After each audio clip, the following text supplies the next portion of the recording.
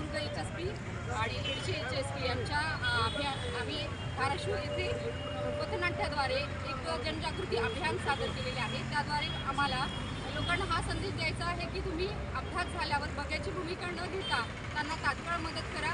तसेच त्या पथनाट्याद्वारे आम्ही हाही संदेश दिला आहे, तुम्ही सीट बेल्ट, हेल्मेट आणि अपघाताचे नियम पाळल्यास अपघात टळू शकतो, जीवितहानी कमी होऊ शकते।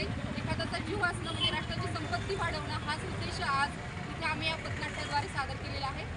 Thank you so much. रस्ता सुरक्षा अभियान 2025 अंतर्गत केंद्र सरकार आणि महाराष्ट्र राज्य आणि संपूर्ण भारतभर रस्ता सुरक्षा सप्ताह अभियान राबवलं जात आहे।